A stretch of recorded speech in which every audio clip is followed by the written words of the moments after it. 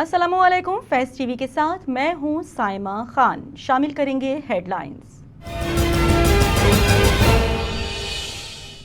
Chief justice Islamabad high court justice Athar Minallah ने PTI अरकान के इस्तीफों के केस की समाअत के दौरान पीटीआई के वकील से कहा कि हम आपको 5 रोज दे देते हैं, इसमें मुतमईन करें आप पार्लियामेंट वापस जाना चाहते हैं। पटिशनर्स बयान हलफी दे दें कि पार्लियामेंट के बाइकआउट की पार्टी पॉलिसी को नहीं मानते।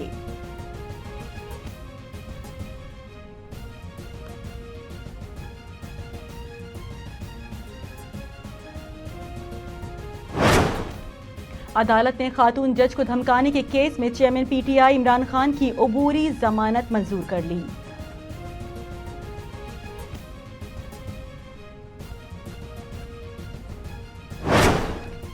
कौमी एहतिसाब ब्यूरो नैब ने बरतानिया से 19 मिलियन पाउंड की पाकिस्तान मुंतकली के मामले पर साबिक वजीर आजम इमरान खान की काबीना के अरकान को नोटिस भेज दिए। नैब बरतानिया से रकम पाकिस्तान मुंतकली और उसके निजी अकाउंट्स में जाने की तहकीकात कर रहा है और इंक्वायरी के लिए मुराद सईद और गुलाम सरवर खान को 11 अक्टूबर को पेश होने का नोटिस भेजा गया है।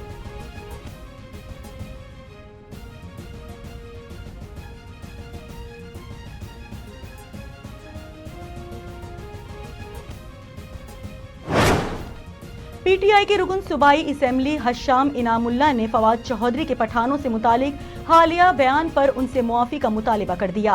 पीटीआई रुकन हशाम इनामुल्लाह ने एक बयान में कहा कि फवाद चौधरी ने पठान से मुतालिक मजाकन जो कहा उसे पठान कौम की तौहीन समझता हूँ। ये पठानों से मुतालिक ऐसी सोच रखते हुए कैसे पीटीआई तहरीक का हिस्सा बने। पीटीआई का बानी भी कौमियत के लिहाज से पठान है।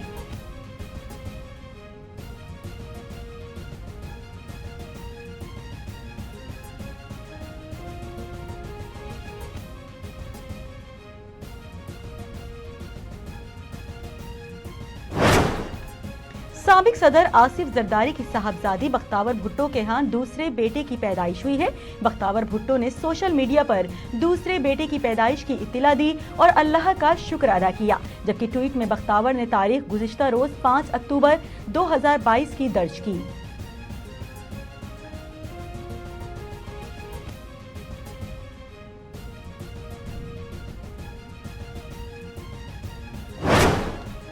थाईलैंड के शुमाली हिस्से में साबिक पुलिस एहलकार ने अस्पताल में फायरिंग करके अहलिया और बच्चे समेत 31 अफराद को कत्ल कर दिया।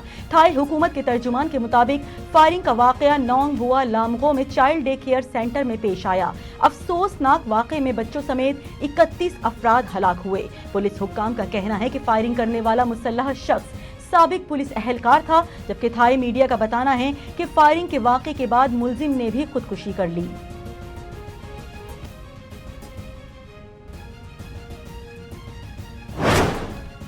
विमेन एशिया कप T20 में बड़ा अपसेट हुआ है, जिसमें थाईलैंड ने पाकिस्तान को सनसनीखेज मुकाबले के बाद 4 विकेटों से शिकस्त दे दी। पाकिस्तान की जानिब से दिया गया 117 रन का हदफ थाईलैंड ने 6 विकेट के नुकसान पर 1 बॉल पहले हासिल कर लिया।